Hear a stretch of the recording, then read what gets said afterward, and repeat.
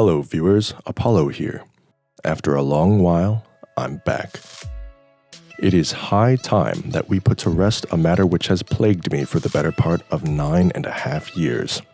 This is the sequel and end-all be-all, the denouement, of my thoughts regarding the animatronic for whom Bonnie's face was repurposed in Five Nights at Freddy's 2.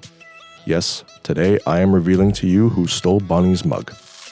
Certainly, I have spent much of the past 9 years deliberating over this matter, and such musings have led me to believe I have a worthy conclusion given the evidence presented to us. Since my last video qualifies among the most popular in the history of the platform, I believe you deserve my graduated thoughts on the matter. Now, enough of this silly pontification and self-aggrandizement. Let us begin our discourse. In my previous dissertation, I challenged you all to consider a range of characters to which Bonnie's face may have been accorded. I am quoted as having said, "I thought the top candidates for Bonnie's face were Balloon Boy, Toy Freddy, and the Marionette." Unfortunately, I was played false by my own youthful bias and general naivete, and in the vein of theoretical conclusion 1 to 2015, I decided the Marionette was the most justifiable choice. However, a philosophical consternation was conferred to me in the academic discourse of the comment section, with special thanks to the Grinder 7506 and Doofunky, who paradoxically supposed the conclusion was both incredibly stupid and undeniably correct, respectively. Due to the duality of these opinations, I decided the issue was deserving of further cogitation. And so, here we are today. Today, I feel well equipped to promote discussion while presenting my opinion on the matter, and although I have long since learned not to suppose that I have an unerring mind, I have been endowed with skills necessary to produce a thoughtful presentation characterized by a fundament of evidential integrity. I will discuss the characters I considered 9 years ago for an honest review of past evidence, especially that of the polarizing Marionette. And then I ask you to join me as I discern relevance from characters of the future, or rather, our not-so-distant past and present. Unfortunately, my earlier conclusion relied on the singular piece of evidence of whether an animatronic looked like Bonnie. I still believe it is a solid piece of evidence, but it is far from our only source of data. Timing is, of course, important, as well as any assumption we decide to make. Errantly, I once implicitly assumed that Bonnie from Five Nights at Freddy's 1 had the same face as Bonnie from Five Nights at Freddy's 2.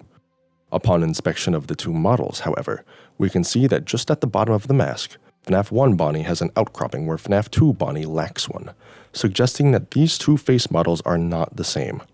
So, it is upon us to accept characters with purely elliptical masks and reject those defined by the composition of several ovals. Furthermore, it is relevant to consider time, although I am not beyond contemplating chronologically youthful members of the cast who possess similar qualities to FNAF 2 Bonnie. With appreciation for our discussion of ellipses, I am compelled to quote Johannes Kepler, who once said, "We do not ask for what useful purpose the birds do sing, for song is their pleasure since they were created for singing. Similarly, we ought not to ask why the human mind troubles to fathom the secrets of the heavens. The diversity of the phenomena of nature is so great, and the treasures hidden in the heavens so rich precisely in order that the human mind shall never be lacking in fresh nourishment." End quote. So, dear viewers, let us now uncover the secret of the FNAF universe and assure the nourishment of our minds. Now the matter is upon us. Our most urgent subject is the puppet, that is, the Marionette. What I had seen before was predicated on the evidence of FNAF 1 Bonnie's face shape, and bias in expecting the puppet to be the answer to all queries. I actually do stand by the idea that the puppet has a similar visage to the aforementioned evidence, and am amenable to the conclusion that Bonnie 1 was built using contributions from a similar animatronic or mold cast in production. But I can no longer ascribe responsibility of the face theft to the puppet. Among the subjects of my original thesis, I believe Balloon Boy to be the most reminiscent to the supposed Withered Bonnie mask design. Consider, if you will, Bon Bon from Five Nights at Freddy's sister location and Rockstar Bonnie from Ultimate Custom Night. They have identical red cheeks to the toy animatronics from FNAF 2, Thus, I claim it is not out of the question for a Bonnie design to have similar characteristics to Balloon Boy. coupled with the fact that Balloon Boy is elliptical in nature, we could contend that he is a suitable candidate to resolve our query. This is, however, an unsatisfying conclusion, as there is a dearth of evidence outside of the ocular worth contemplating. We should also think about who Bonnie is. What does Bonnie do? What does he like?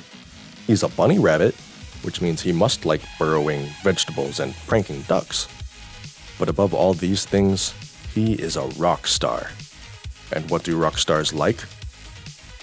Beer. But he also has a kind, peaceful heart, and is likely dedicated to living the fine life in his retirement, as indicated by his passing of the torch, or, literally, the base, to Montgomery Gator in Five Nights at Freddy's security breach. So, after one last off-the-hook party, he decided to take his riches and move to a peaceful beach. What does this mean? There is one man in recent days who has promoted living the fine life while drinking beer on a beach. Pedro Pascal.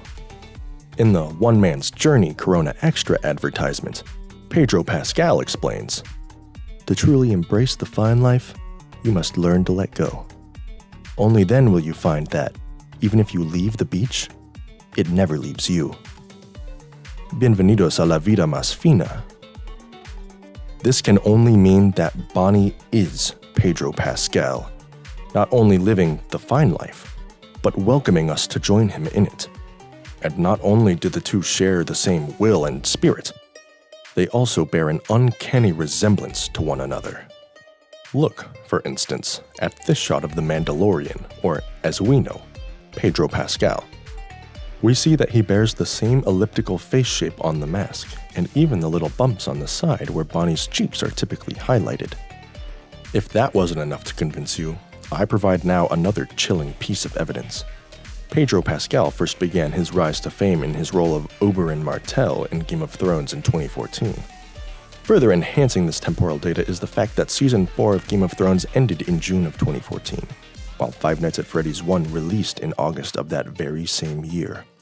It is unquestionable that the month of July was spent preparing Pedro Pascal for his role in the Five Nights at Freddy's universe as Bonnie the Rabbit, solidifying the fact that he is the man who took Bonnie's face, or rather, was Bonnie's face all along. But now, I leave it to you all to confirm or deny my theory. I tell you, this will have been my final ingress to the theoretical regarding this content. In 9.5 years, I have found the truth of what it means to nourish the mind, and I now see that I am healthful, that my spirit will eternally glow with the joy investigation has brought me. I have presented to you all my magnum opus, the culmination of my focus, distraction, livelihood, and pain. I desire to end with some musings, but first, a quote from my personal hero, Thomas Hobbes, to whom I ascribe never a boring nor tiresome read. I beg you all to feast on his words and yet not ravage them as beasts in arid lands. I leave it to you to consider what I have said and contemplate Hobbes as he claims, "They that approve a private opinion call it opinion, but they that mislike it, heresy. And yet heresy signifies no more than private opinion." Thomas Hobbes, Leviathan.